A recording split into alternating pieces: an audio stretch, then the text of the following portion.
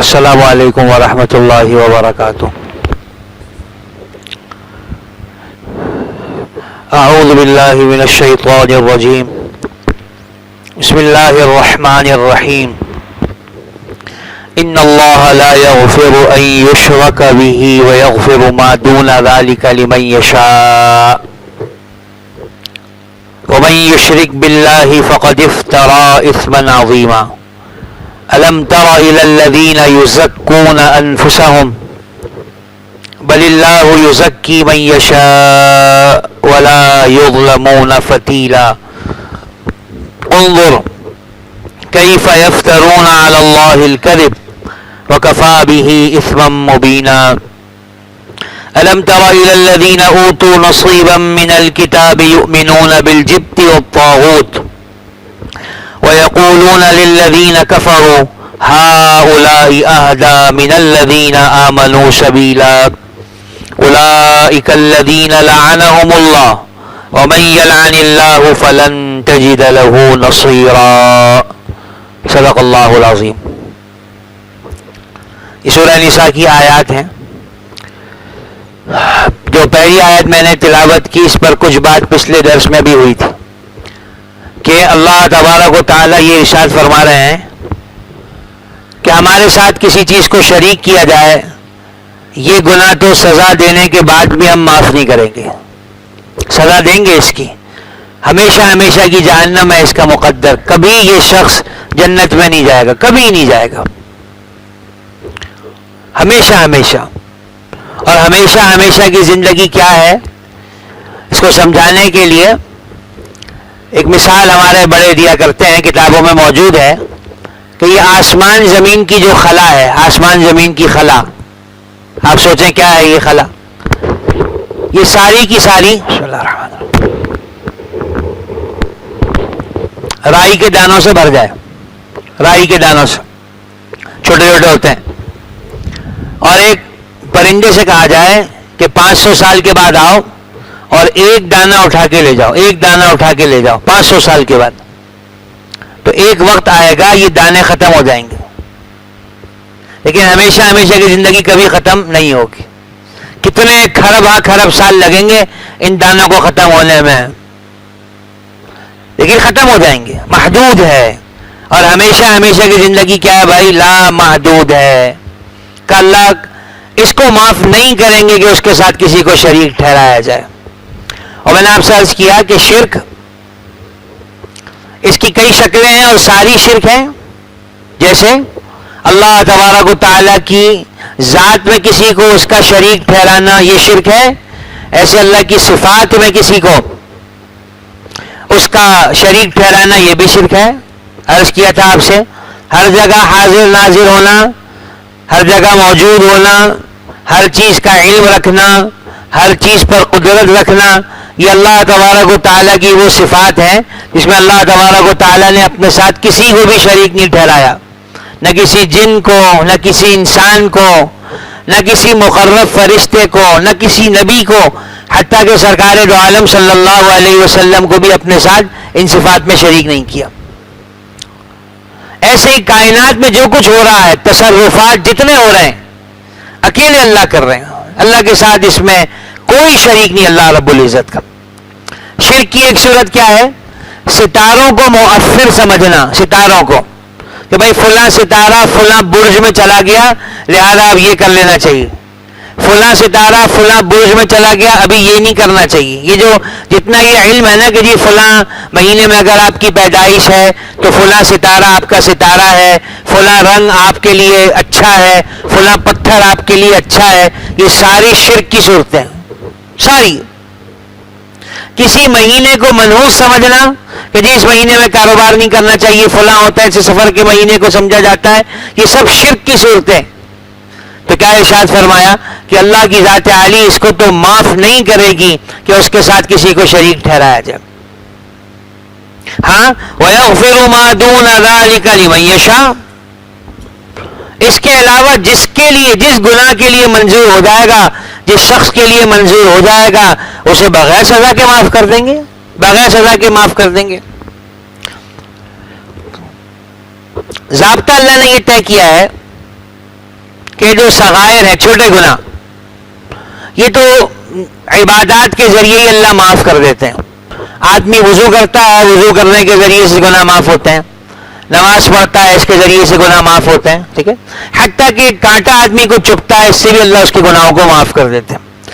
اور کبائر جو بڑے گناہ ہیں جن پہ اللہ رب العزت نے، اللہ کے رسول صلی اللہ علیہ وسلم نے کوئی وعید ارشاد فرمائی ہو، لعنت فرمائی ہو، ایسے گناہ آگے آ رہے ہیں، تو یہ توبہ سے معاف ہوتے ہیں. اصول کی بات اللہ نے یہ طے کی کہ توبہ کرو گے تو معاف کر دیں گے.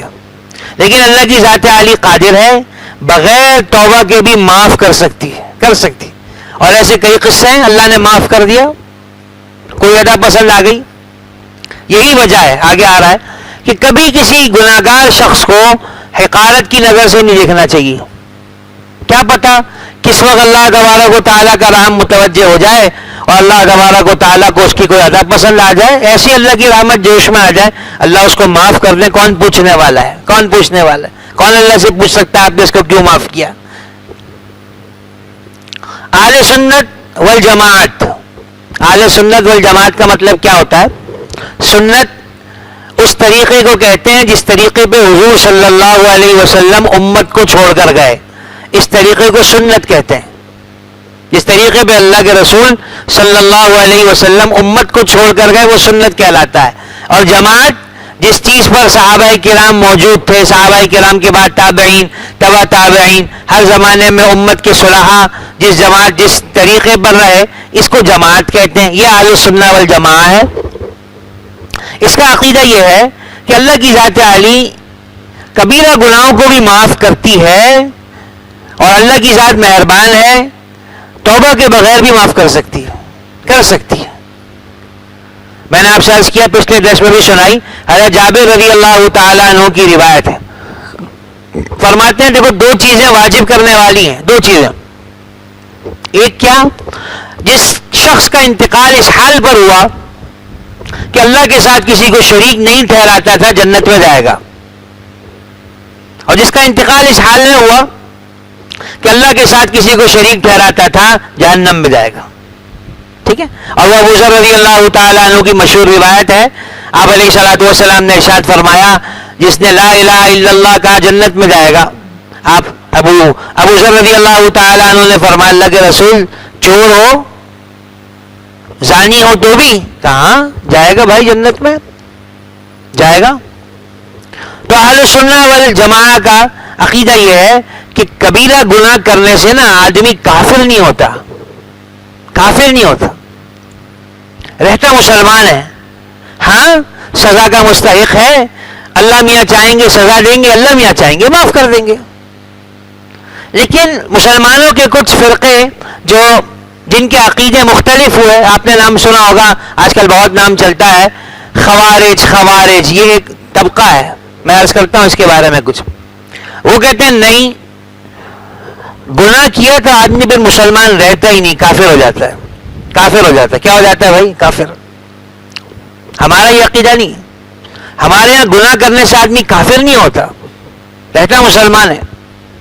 ہاں اللہ نہ کرے، اللہ نہ کرے کسی اسلامی چیز کا مذاق اڑایا، کسی چیز کو حقیر سمجھا، پھر اس کا ایمان خطرے میں پڑ جاتا ہے.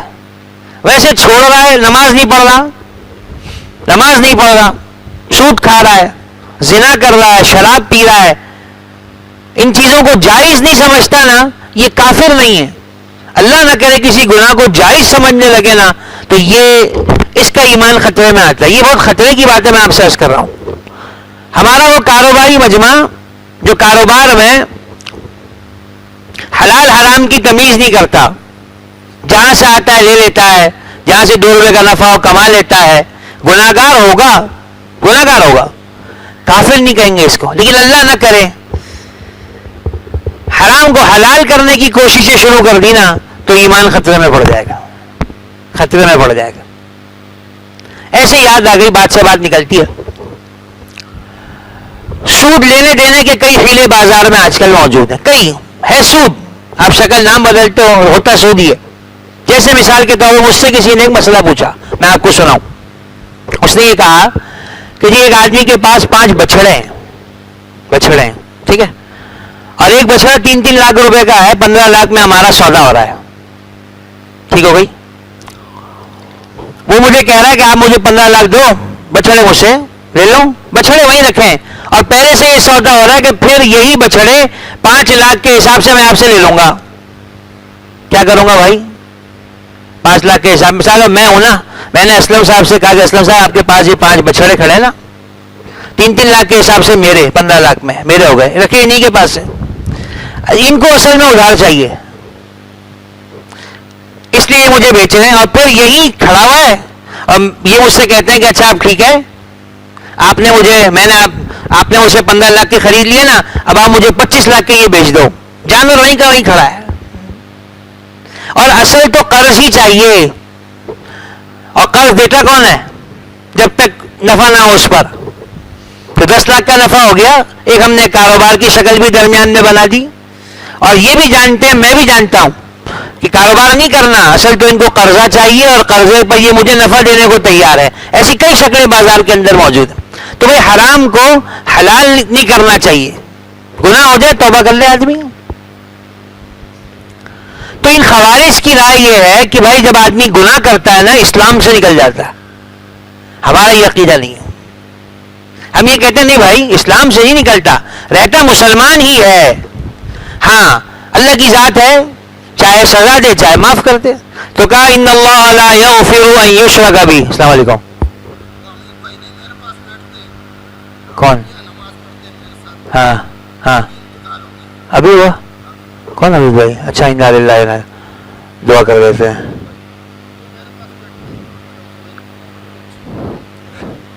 دعا کرتے ہیں, ٹھیک ہے. زندگی موت کا کیا بھروسہ ہے. کل ہمارے بزرگ حضرت مولانا عادل خان صاحب شہید ہو گئے, اللہ حفاظت فرمائے. ایسی بے دردی سے تو گلی میں پھرنے والے پاگل کتے کو کوئی نہیں مارتا جیسی بے دردی سے ہمارے علماء کو شہید کیا جاتا ہے. اللہ حفاظت فرمائے. وہ جو میں نے CCTV دیکھی اس کی, کھڑی گاڑی ہے یار, کھڑی گاڑی ہے, کوئی سامان لینے کے لیے اترے ہیں, 2 لڑکے آئے ہیں, مارا ہے اور ٹہلتے ہوئے چلے گئے. مولانا سلیم اللہ خان صاحب رحمۃ اللہ علیہ کے بڑے صاحبزادے ڈاکٹر عادل خان صاحب کل شہید کیا. دعا کریں گے انشاءاللہ.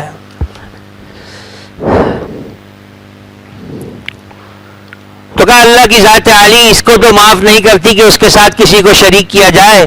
وَيَغْفِرُ مَا دُونَ ذَلِكَ لِمَن يَشَاءُ, اس کے علاوہ جس کے لیے منظور ہوگا اس کے گناہوں کو معاف کریں گے. اچھا شرک ایسا کیا گناہ ہے بھائی کہ معاف نہیں ہوگا؟ کہا بہت بڑا گناہ ہے, چھوٹا گناہ نہیں ہے. وَمَن يُشْرِكْ بِاللَّهِ فَقَدِ افْتَرَىٰ إِثْمًا عَظِيمًا, جس نے اللہ کے ساتھ کسی کو شرک کیا اس نے بڑے جرم کا ارتکاب کیا, ناقابل معافی گناہ کا ارتکاب کیا. اللہ معاف نہیں کریں گے. تو بھائی ہم بھی اللہ سے توبہ کرتے ہیں, اللہ میاں اگر ہماری زبان سے کبھی کوئی ایسی بات نکل گئی ہو جو شرکیہ ہو, ہم آپ سے معذرت چاہتے ہیں, معافی چاہتے ہیں, معافی چاہتے ہیں. آگے کیا فرمایا؟ الم تر الی الذین یزکون انفسہم. دیکھو کہ یہود نا, ان کی بری خصلتیں جگہ جگہ قرآن کریم نے بیان کی, جگہ جگہ بیان کی. اور میں ہمیشہ آپ سے عرض کرتا رہا ہوں کہ یہ بری خصلتیں اس لیے سنائی جاتی ہیں ہمیں متنبہ کرنے کے لیے کہ دیکھو تم میں یہ پیدا نہ ہو جائے, تم میں یہ پیدا نہ ہو جائے. کہ یہود کی ایک بری خصلت کیا تھی؟ یہ اپنے آپ کو بزرگ سمجھتے تھے. یہ بری خصلت ہے. کیا سمجھتے تھے اپنے آپ کو؟ بھائی بزرگ, ہم نبیوں کی اولاد ہیں, ہمیں کچھ نہیں ہوگا. قرآن کریم میں ان کا جملہ ہے نحن ابناء اللہ, ہم تو اللہ کے بیٹے ہیں. احباؤہ, اللہ کے محبوب ہیں, ہمیں کچھ نہیں ہوگا. جیسے ہمارا ایک عقیدہ ہے کہ بھائی جو سید ہے نا اسے کچھ بھی نہیں ہوگا, کچھ نہیں ہوگا اس کو. سید ہے, شاہ صاحب ہے, کچھ نہیں ہوگا اس کو. حضور صلی اللہ علیہ وسلم نے اپنی بیٹی سے کہا, اپنی پھوپھی سے کہا, نسب کام نہیں آئے گا بھائی اگر ایمان پہ خاتمہ نہیں ہوا تو, میں نہیں بچا پاؤں گا. ہاں ایمان پر خاتمہ ہو جائے پھر حضور صلی اللہ علیہ وسلم کا نسب بہت اونچی چیز ہے. تو کہا دیکھو ان کی خرابی یہ تھی کہ اپنے آپ کو بڑا پاک صاف سمجھتے تھے, یہ اچھی بات نہیں ہے. عجیب بات سناؤں, حضرت مولانا اشرف علی صاحب تھانوی نور اللہ مرقدہ ارشاد فرماتے ہیں کہ دیکھو میں ہر مسلمان کو نا اپنے آپ سے فی الحال بھی بہتر سمجھتا ہوں, بہتر سمجھتا ہوں, یہ بہتر ہے. کیا پتا وہ جو گناہوں میں ڈوبا ہوا نظر آ رہا ہے اس کی دل کی کوئی کیفیت اللہ کو پسند ہے اور وہ اللہ کا محبوب ہے, اور ہماری کوئی بات اللہ کو ایسی ناگوار ہے کہ ہم اللہ کی نظروں میں اونچے نہیں ہیں؟ اللہ جانتے ہیں. اور ہر کافر کو اختتام کے اعتبار سے اپنے سے بہتر سمجھتا ہوں. ممکن ہے اس کو آخر وقت میں ایمان کی دولت نصیب ہو جائے، مسلمان ہو جائے، اور اللہ نہ کرے میرا آخر وقت میں ایمان سلب ہو جائے تو میں کہاں کھڑا ہوں. اور تابعین کہتے ہیں کہ 70 سے زیادہ صحابہ کرام سے ہماری جو ملاقاتیں ہوئی ہیں، ہر ایک کو ہم نے یہ دیکھا اپنے بارے میں اس کو منافق ہونے کا یہ خدشہ رہتا تھا کہ میں منافق ہوں، میرا ایمان کامل نہیں ہے. آپ نے سنا ہے حذیفہ ابن یمان رضی اللہ تعالیٰ عنہ حضور صلی اللہ علیہ وسلم کے رازدان صحابی ہیں. آپ علیہ الصلوۃ والسلام نے قیامت تک آنے والے فتنے ان کو سنائے، یہ ہوگا یہ ہوگا یہ ہوگا یہ ہوگا. منافقین کے نام سنائے ان کو، یہ منافق ہے یہ منافق ہے یہ منافق ہے. حضور کے رازدار صحابی ہیں. آپ علیہ الصلوۃ والسلام کا ایک خاص تعلق ہے نا بعض صحابہ سے. ابو ذر ابو ہریرہ رضی اللہ تعالیٰ عنہما جب کبھی حضور صلی اللہ علیہ وسلم نے ان کو دیکھا نہ ان سے ہاتھ ملایا، کبھی ایسا نہیں ہوا حضور نے دیکھا اور ہاتھ نہ ملایا. خاص ان کی ایک خصوصیت ہے. تو حذیفہ رضی اللہ تعالیٰ عنہ کو حضور صلی اللہ علیہ وسلم منافقین کے نام بتائے ہوئے تھے. جو عمر رضی اللہ عنہ سے پوچھا کرتے، فضائل میں لکھا ہے کہ دیکھو میں تمہیں قسم دیتا ہوں، تم سے پوچھتا ہوں کہ میرا نام تو اس فہرست میں نہیں ہے نا، مجھے بتا دو. تو یہ کیفیت ہے. صحابہ اپنے آپ کو بزرگ نہیں سمجھتے تھے. تو کہا تم ان کو تعجب سے نہیں دیکھتے ہو جو اپنے آپ کو مقدس بتاتے ہیں کہ ہم مقدس ہیں؟ یہ اللہ کو پسند نہیں. حضور صلی اللہ علیہ وسلم کی ایک زوجہ ہے، ان کا نام زینب ہے. زینب ان کا نام تھا برہ گناہوں سے پاک، یہ ان کا نام تھا. حضور صلی اللہ علیہ وسلم نے فرمایا دیکھو بھائی برہ نام ٹھیک نہیں ہے. گناہوں سے کون پاک ہے کون پاک نہیں ہے یہ اللہ جانتے ہیں. تمہارا نام برہ نہیں ہوگا، تمہارا نام زینب ہوگا. نام تبدیل کیا آپ نے صرف اس بنیاد پر کہ اس نام میں نا مقدس ہونے کا وہاں پایا جاتا ہے. لیکن نہیں بھائی، ہم اپنے آپ کو مقدس نہیں سمجھتے. الم تر الی الذین یزکون انفسہم، انہیں نہیں دیکھتے جو اپنے آپ کو مقدس سمجھتے ہیں کہ ان کے کہنے سے کوئی مقدس ہوتا ہے. بل اللہ یزکی من یشاء، اللہ جس کو چاہتے ہیں اس کو مقدس بتاتے ہیں. اب یہاں سے ایک اصول سمجھ میں آیا، وہ کیا؟ کسی کی تعریف کرنا کہ فلاں ایسا ہے ویسا ہے، اس کا کیا حکم ہوگا؟ اچھا، حضور صلی اللہ علیہ وسلم نے کسی کی تعریف کرنے کو پسند نہیں کیا ہے، بلکہ آپ علیہ الصلوۃ والسلام کے سامنے کسی نے کسی کی تعریف کی تو آپ نے فرمایا تو نے تو اس کا گلا ہی کاٹ دیا. کسی کے سامنے اس کی کوئی تعریف کرتا ہے؟ آپ نے سکھایا کوئی کسی کے سامنے کسی کی تعریف کرے نا، اس کے منہ پہ بھائی مٹی ڈال دو، منہ بند کرو. تعریف اللہ کی کہنا ہی ہے تو کیا کہہ دو کہ ہمارا گمان یہ ہے، اللہ سے اچھا گمان یہ ہے کہ یہ اچھا آدمی ہے. بس بہت زیادہ کسی کی تعریف میں کیا نہ کرو بھائی، مبالغہ نہ کرو. کیوں؟ اپنی تعریف خود بھی نہ کرو. کیوں بھائی اپنی تعریف خود کیوں نہ کرو؟ اپنی تعریف اس لیے نہ کرو کہ اس میں کبر کا خدشہ ہے کہ آدمی اپنے آپ کو سمجھنا لگے گا، اور تکبر اللہ کو پسند نہیں ہے. یا اگر اپنی اچھی حالت پر مطمئن ہو گئے تو خدا کا خوف کم ہو جائے گا، اس لیے کہ اگلے لمحے میں کیا ہونے والا ہے تو اللہ ہی جانتا ہے. بھائی ابھی تو تہجد بھی نہیں چھوٹ رہی اللہ کے فضل سے، کل کو مسجد آنے سے رک گئے تو کہاں کھڑے ہیں؟ تو ہم تو ہر لمحے اللہ کی ذات عالی کی توجہ کے محتاج ہیں، ہر لمحے. تو کہ اپنی تعریفیں کرنے لگو نا خدا کا خوف کم ہو جائے گا. تو اس لیے اپنی تعریف سے منع کیا. ہاں جس کی تعریف اللہ نے کر دی اس کی تعریف کی جائے گی. حضور صلی اللہ علیہ وسلم نے اپنے فضائل سنائے ہیں. انا سید ولد آدم، میں سارے انبیاء کی اولاد کا سردار ہوں. ولا فخر، کوئی فخر نہیں. اللہ نے سنا، اللہ کے رسول صلی اللہ علیہ وسلم کو اللہ نے بتایا، اللہ کے رسول صلی اللہ علیہ وسلم نے ہمیں بتا دیا. آپ نے کہا کہ ابو بکر اور عمر یہ ادھیڑ عمر جنتیوں کے سردار ہوں گے، ہم اس کو فضیلت کو بیان کریں گے. آپ نے کہا حسن حسین جنت کے جوانوں کے سردار ہوں گے، اس کو بیان کریں گے. آپ نے کہا فاطمہ رضی اللہ تعالی عنہا جنتی عورتوں کی سردار ہوں گی، اس کو بیان کریں گے. صحابہ کرام کے فضائل سنا، اس کو بیان کریں گے. عبداللہ ابن مسعود رضی اللہ تعالیٰ عنہ نے کہا، ارشاد فرمایا من کان منکم مستنن فلیستن بمن قد مات فإن الحی لا تؤمن علیہ الفتنہ. کہ دیکھو کسی کی پیروی کرنی ہے نا، کسی کو رول ماڈل بنانا ہے، اپنے لیے اسوہ اور نمونہ بنانا ہے، دنیا سے جو چلا گیا نا اس کی پیروی کرنا. اس لیے کہ جو آدمی زندہ ہے اس پر تو ہمیشہ فتنے کا خوف ہے، آج مبتلا ہوا کل مبتلا ہوا. وہ اصل یہ سنا رہے ہیں کہ تمہیں کسی کی پیروی کرنی ہی ہے نا، صحابہ کی پیروی کرنا، صحابہ کی پیروی کرنا. اس لیے کہ آپ نے فرمایا میرے صحابہ ستاروں کے مانند تھے. تو ہم ہر ایک مسلمان کے بارے میں حسن ظن کے پابند ہیں، اچھا گمان کریں گے. کسی مسلمان کو جہنمی نہیں سمجھیں گے، کسی مسلمان کو گناہ گار نہیں سمجھیں گے. کسی کو گناہ کرتا دیکھ لیں گے اچھی تعویل کریں گے، اپنے آپ کو سمجھائیں گے تو نے اس کو گناہ کرتے دیکھ لیا ہے، اس نے توبہ کر لی تو نے نہیں دیکھا، لہذا تو اس کو گھٹیا نہیں سمجھے گا. اور اپنے آپ کو ہمیشہ گھٹیا سمجھیں گے، یہ کم از کم بات ہے. اپنے آپ کو سب سے کمتر سمجھیں گے، تکلفاً یہ کرنا پڑے گا. سچی عرض کروں میں آپ کو، ورنہ اللہ حفاظت فرمائے کب شیطان انسان میں ہوا بھر دیتا ہے، کب وہ اپنے آپ کو بڑا سمجھنے لگتا ہے، پتہ بھی نہیں چلتا. تو کہا الم تر الی الذین یزکون انفسہم، ان کو نہیں دیکھتے ہو تعجب ہے تو نہیں دیکھتے ان کو جو اپنے آپ کو مقدس بتاتے ہیں. بل اللہ یزکی من یشاء، اللہ جس کو چاہتے ہیں اس کو مقدس بتاتے ہیں. اور اللہ نے مقدس اس کو بتایا جو ایمان لے کر آ گیا. قد افلح من تزکا، جس نے اپنے دل کو جسم کو پاک کیا وہ کامیاب ہوا. قرآن کریم میں اللہ نے بیان کیا. ہاں کسی کی تعریف اس طور پر کرنا کہ دیکھو اس میں یہ فلاں اچھی عادت ہے، ہمیں بھی اپنے اندر یہ عادت پیدا کر لینی چاہیے، اس میں کوئی حرج نہیں. حضور صلی اللہ علیہ وسلم نے ایک صحابی کے بارے میں ارشاد فرمایا جس کو جنتی دیکھنا ہو اس کو دیکھ لے. 2-3 دفعہ آپ نے ایسا ارشاد فرما دیا.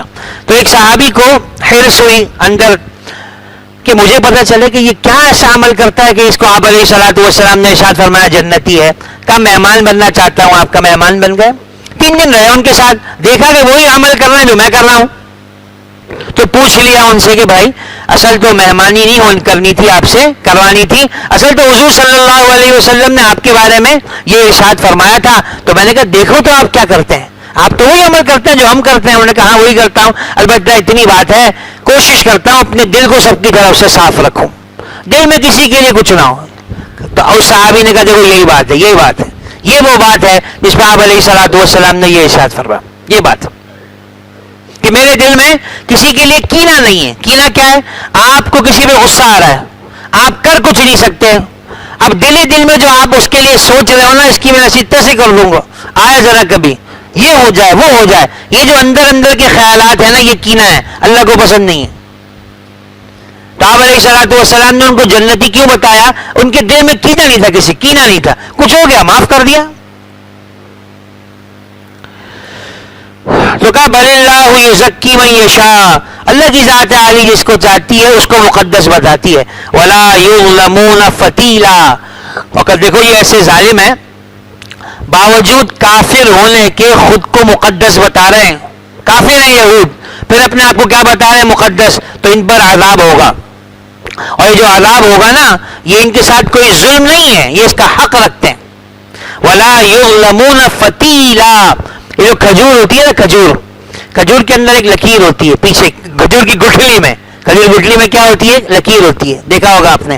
اس لکیر کے اندر ایک پتلا سا دھاگا ہوتا ہے، کبھی نکل بھی جاتا ہے گٹھلی کے اندر. اس کو فتیل کہتے ہیں عربی کے اندر، فتیل. اس دھاگے کو گٹھلی کے اندر جو پیچھے ایک لکیر ہوتی ہے نا اس لکیر میں ایک دھاگا ہوتا ہے، اس دھاگے کو فتیل کہتے ہیں، فتیل. کہا یہ جو جتنا دھاگا ہے نا اتنا معمولی سا بھی ان پر ظلم نہیں ہوگا، ان کو ان کے کیے کی سزا دی جائے گی. ظلم نہیں کر رہے ہم ان پر. کیوں؟ اس لیے کہ یہ باوجود کافر ہونے کے خود کو مقدس بتا رہے ہیں. اس کا مطلب کیا ہے کہ ہم کفر پہ راضی ہو گئے. ہم کیسے کفر پہ راضی ہو سکتے؟ انظر، ذرا دیکھیں تو کیف یفترون علی اللہ الکذب، یہ اللہ پہ کیسے جھوٹ کی نسبت کرتے ہیں کہ یہ کافر ہیں اور کافر ہونے کے باوجود اللہ میاں کے چہیتے ہیں. ایسا کیسا ہوتا ہے؟ وکفا بہ اثما مبینا، اور ان کا یہ جھوٹا دعویٰ ہی ان کے مجرم ہونے کے لیے کافی ہے. ان کا یہ جھوٹا دعویٰ ہی ان کے مجرم ہونے کے لیے کیا ہے بھائی؟ کافی. کیا بات سمجھ میں آئی؟ اپنی ذات کے اعتبار سے اللہ میاں سے ڈرتے رہنا چاہیے، اپنے آپ کو بزرگ نہیں سمجھنا چاہیے. اللہ حفاظت فرمائے. دیکھو نیکی کا تکبر یہ گناہ سے زیادہ خطرناک ہوتا ہے. شیخ سعدی رحمۃ اللہ علیہ نے اپنا ایک قصہ لکھا ہے.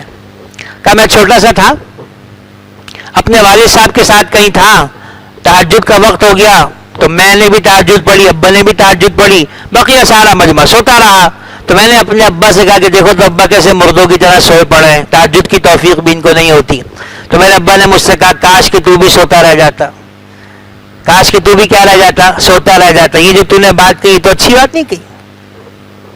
تو اپنی ذات کے اعتبار سے ہمیشہ ڈرتے رہنا چاہیے. اور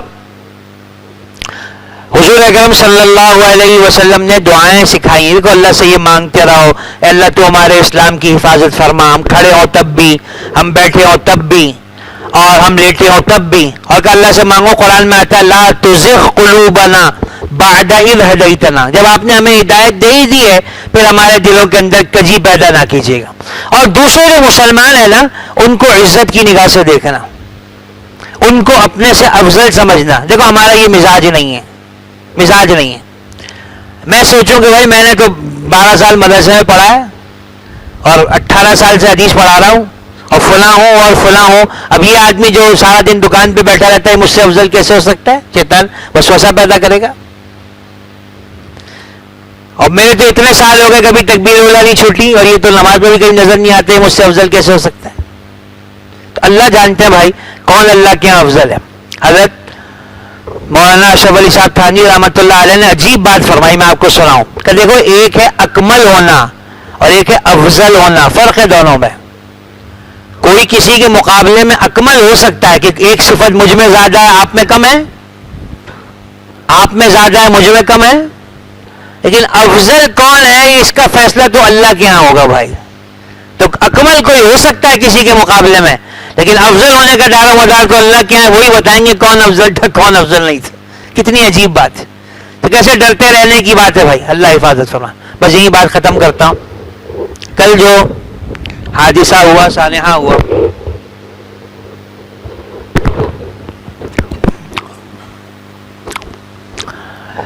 شہادت تو مسلمان کی معراج ہے. حضور صلی اللہ علیہ وسلم نے اپنے لیے بھی مانگی ہے, ٹھیک ہے. میں بھی اللہ سے اس کی دعا کرتا ہوں اللہ مجھے اپنے راستے کی مقبول شہادت نصیب فرمائے. حضرت عمر رضی اللہ تعالیٰ عنہ اس کو مانگا کرتے تھے کہ اللہ میاں مجھے اپنے راستے کی موت دیجیے گا اور نبی کے شہر میں. اچھا یہ دونوں دعائیں بڑی عجیب تھیں کہ اللہ کے راستے کی شہادت بھی مانگیں اور مدینہ کی موت بھی. یہ کیسے ہو؟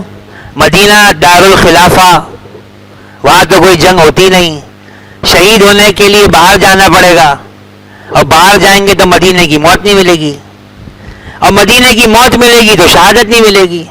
لیکن اللہ میاں کو کسی کو نوازنا ہوتا ہے, اونچا درجہ دینا ہوتا ہے. تو حضرت عمر رضی اللہ تعالیٰ عنہ کی ان دونوں دعاؤں کو اعلیٰ درجے پہ اللہ میاں نے قبول کیا. صرف نبی کے شہر میں موت نہیں دی, نبی کی مسجد میں, نبی کے مصلے پر موت دی, وہاں خنجر لگے حضرت عمر رضی اللہ تعالیٰ عنہ کا. ٹھیک ہے. تو ہمارے جتنے بزرگ ہیں نا, حضرت مولانا یوسف صاحب جانوی رحمۃ اللہ علیہ, بڑی عمر ہو گئی تھی, ساری زندگی دین کا کام کرتے رہے تھے, قادیانیوں کے خلاف, فلاں کے خلاف, فلاں کے خلاف, حتیٰ کہ آخری زمانے میں افغانستان بھی تشریف لے گئے بڑھاپے میں جہاد کے لیے, اور کہیں آگے بالکل جہاں لڑائی ہو رہی تھی وہاں تک تشریف لے گئے, اور پھر اللہ شہید بھی ہو گئے. ایسے جتنے ہیں نا یہ اللہ سے مانگتے رہتے ہیں, شہید ہوتے رہتے ہیں. ہمارے لیے ایک بات یہ ہے, اللہ مجھے بھی اس کی توفیق دے دے, آہستہ آہستہ یہ بڑے چلے جائیں گے, دنیا سے چلے جائیں گے, ٹھیک ہے. جو رہ گئے ہیں نا ان کی قدر کر لینی چاہیے, اور کبھی کبھی ان کی خدمت میں حاضریاں دے دینی چاہیے, چلے جانا چاہیے. ہم خوش نصیب لوگ ہیں کہ ہمارے شہر میں بڑے بڑے اللہ والے موجود ہیں, بڑے بڑے بزرگ موجود ہیں. مفتی تقی عثمانی صاحب, مفتی رفیع عثمانی صاحب, حضرت ڈاکٹر عبدالرزاق سکندر صاحب, مولانا شمس الرحمان صاحب, اور کئی حضرات ہیں, کئی حضرات ہیں. اس سے پہلے چلے جائیں مولانا نور محمد صاحب کا بھی انتقال ہوا, بڑے اللہ والے تھے, پہاڑی والی مسجد کے امام تھے. حکیم اختر صاحب, بڑے بڑے بزرگ کراچی میں رہے ہیں, بڑے بڑے ہمارے بزرگوں نے ان کو دیکھا ہے, ہم نے بھی دیکھا اللہ کے فضل سے. تو اب جو رہ گئے ہیں نا بھائی ان کی قدر کرنی چاہیے, کبھی کبھی ان کی مجلس میں چلے جانا چاہیے, اور اللہ سے دعائیں مانگنی چاہیے کہ اللہ یہ جو لوگ جا رہے ہیں نا اللہم لا تحرمنا اجرہ ولا تفتنا بعدہ، اے اللہ ان کے اجر سے ہمیں محروم نہ کیجیے گا، ان کی برکت سے تیری طرف سے جو خیر دنیا پہ اترتی رہتی تھیں ان کے بعد بھی اتارتے رہیے گا۔ ورنہ ہوتا یہ ہے کہ جب کسی اللہ والے کا انتقال ہوتا ہے اس کی برکت سے جو خیریں اتر رہی ہوتی ہیں وہ بند ہو جاتی ہیں، اور کہا ولا تفتنا بعدہ، اس کے بعد ہمیں فتنے میں مبتلا نہ کیجیے گا، ٹھیک ہے۔ اور آپ علیہ الصلوۃ والسلام نے سکھایا کہ اللہ سے مانگو اللہم اجرنا فی مصیبتنا، ہم پہ جو مصیبت آئی ہے اس میں ہمیں اجر دے دیجیے گا، واخلفنا خیرا من، اور اس سے اچھا کوئی ہمیں دے دیجیے گا، آپ قادر ہیں ان سے کوئی اچھا ہمیں آپ دے دیں۔ تو یہ انتقال ہوا ابھی ان کا، ہمارے محلے میں ہمارے تبلیغی ساتھی تھے، وہ بیچارے بھی ایکسیڈنٹ میں اللہ کو پیارے ہو گئے، گاڑی والا ان کو مار کے چلا گیا، چھوٹے بچے ہیں ان کے، ایسے اور قریب میں کئی انتقال ہوئے، تو آخر کل 3 دفعہ پڑھتے ہیں اور پھر ان سب حضرات کے لیے ایصال ثواب کر لیتے ہیں۔ بسم اللہ الرحمن الرحیم، اللہ الصمد لم یلد ولم یولد ولم یکن له کفوا احد، اذا وقع قل اللہ احد اللہ الصمد لم یلد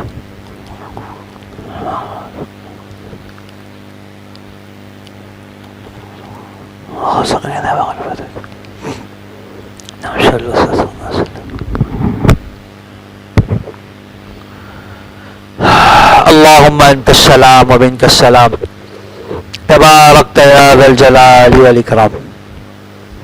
اللہم صلی علی سیدنا مولانا محمد صلی اللہ علیہ وسلم عبدک و رسولک، اللہم اغفر لنا وارحمنا وعافنا واعف عنا، اللہم اغفر لهم وارحمهم وعافهم واعف عنهم، اکرم نزلهم وسع مدخلهم، اضئ نورهم، ادم کرامتهم، الحق بذریتهم ما تقر به اعینهم، اللہم باعد بینهم وبین خطایاهم وباعد بیننا وبین خطایانا کما باعدت بین المشرق والمغرب، اللہم نقه ونقنا من الذنوب والخطایا کما ينقى الثوب الابيض من الدنس۔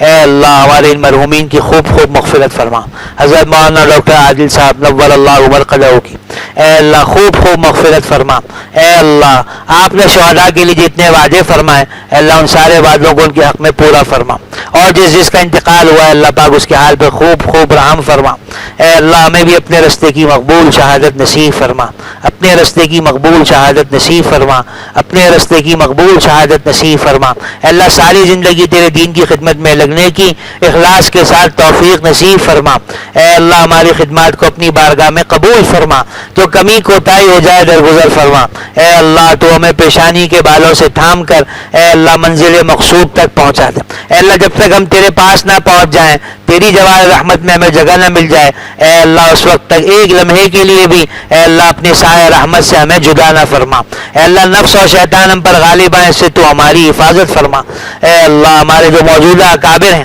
اے اللہ ان کی صحت میں تندرستی میں ان کی زندگی میں برکت نصیب فرما، دشمنوں کی چالوں سے اللہ تو ان کی حفاظت فرما، ہمارے بڑوں کی ناگہانی موت سے اللہ تو ہماری حفاظت فرما، اے اللہ ان سے خوب فائدہ اٹھانے کی توفیق نصیب فرما، ہمارے محلے میں بھی جن صاحب کا انتقال ہوا اے اللہ ان کی بھی خوب مغفرت فرما، خوب مغفرت فرما، حادثاتی موت سے تو ہماری حفاظت فرما، اے اللہ ہماری نسلوں کی بچوں کی تو حفاظت فرما، ایکسیڈنٹ سے بھاری بیماریوں سے اللہ تو ہماری حفاظت فرما، اچانک مر جانے سے اللہ ہماری حفاظت فرما، ایمان کے ساتھ خالص توبہ کے ساتھ تیری محبت بھری موت ہم سب کو نصیب فرما، وصلی اللہ تعالی علی خیر خلقہ محمد وعلی آلہ واصحابہ وامتہ اجمعین برحمتک۔